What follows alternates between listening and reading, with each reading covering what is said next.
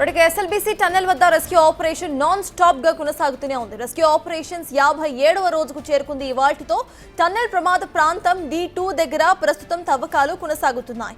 Danger zone గా ప్రకటించిన ప్రాంతాన్ని ఇప్పటికే పరిశీలించింది ఎన్డీఆర్ఎఫ్ సిబ్బంది. D2 ప్రాంతంలో మట్టి బురదను తొలగించి కన్వేయర్ బెల్ట్ ద్వారా బయటకు పంపుతున్నారు రెస్క్యూ టీమ్స్. అయితే ప్రమాదం జరిగిన ప్రాంతంలో ఊట నీరు ఉబికి వస్తోంది. భారీ మోటార్స్ తో ఊట నీటిని డీవాటరింగ్ చేస్తున్నారు అధికారులు.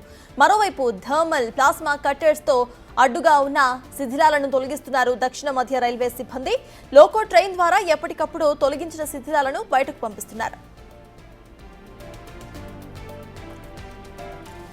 ఎస్ఎల్బీసీ టన్నెల్ వద్ద జరుగుతున్న రెస్క్యూ ఆపరేషన్ కు సంబంధించిన అప్డేట్స్ మా ప్రతినిధి శంకర్ అందిస్తారు. శంకర్, చెప్పండి, 57వ రోజున రెస్క్యూ ఆపరేషన్స్ ఇంకా కొనసాగుతున్నాయి. అసలు అక్కడ ఆపరేషన్స్ ఎలా జరుగుతున్నాయి? అప్డేట్స్ ఏంటి?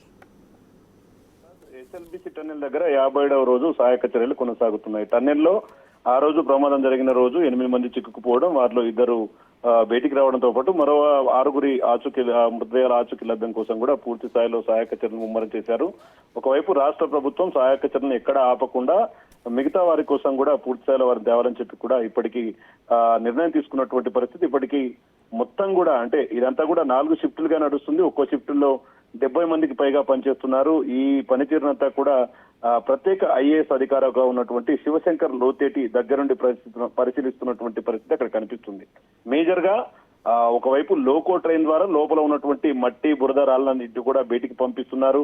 మరోవైపు కన్వేయర్ బెల్ట్ ద్వారా కూడా, కన్వేయర్ బెల్ట్ అనేది కూడా పూర్తి స్థాయిలో సిద్ధమైంది కాబట్టి దానిపైన అక్కడ ఉన్నటువంటి మట్టి బురదతో ఇదంతా కూడా అంటే లోపల ఉన్నటువంటి శిథిలాలు వీటన్నింటిని కూడా బయటికి పంపిస్తూ సహాయక చర్యలను మరింత ముమ్మరు చేశారు. ముఖ్యంగా ఎక్కడైతే ప్రమాదం జరిగిందో దాదాపు ఒక 40 మీటర్స్ పరిధి అంతా కూడా కంచెను ఏర్పాటు చేయడంతో పాటు అక్కడ ఇది ప్రమాదకర ప్రాంతం, డేంజర్ జోన్ గా కూడా గుర్తించి అక్కడికి ఎవరు వెళ్ళలేదు. కానీ నిన్న నుంచి ఈ రోజు వరకు కూడా ఈ ఎన్డీఆర్ఎఫ్ సిబ్బంది మిగతా అధికారులతో కలిసి లోపల ఎక్కడైతే డేంజర్ జోన్ గా ఉందో ఆ ప్రాంతం లోపలికి వెళ్లి కూడా అక్కడ పరిస్థితిని ఒక్కోసారిగా సమీక్షించారు. అయితే అక్కడ ప్రధానంగా నీటి ఊట నిమిషానికి దాదాపు 4000 లీటర్ల పైచిలుక వాటర్ అంతా కూడా ఊట రూపంలో వస్తుంది. దీనంతా కూడా భారీ మోటార్లు, HP మోటార్లతో కూడా ఈ యొక్క బయటికి పంపిస్తున్నారు. డీ వాటరింగ్ ద్వారా కూడా శ్రీశైలం పాతల గంగలోకి పంపుతున్నటువంటి పరిస్థితి కనిపిస్తుంది.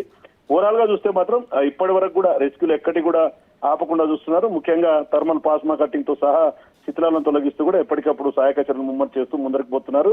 మిగతా 6 మంది దొరికేంత వరకు కూడా ఈ సహాయక చర్యలు పూర్తి స్థాయిలో జరుగుతాయని చెప్పి కూడా ఐఏఎస్ అధికారిగా ఉన్నటువంటి శివశంకర్ లోతేటి చెప్తున్నటువంటి పరిస్థితి కనిపిస్తుంది. సర్తాజ్. Right, thank you Shankar.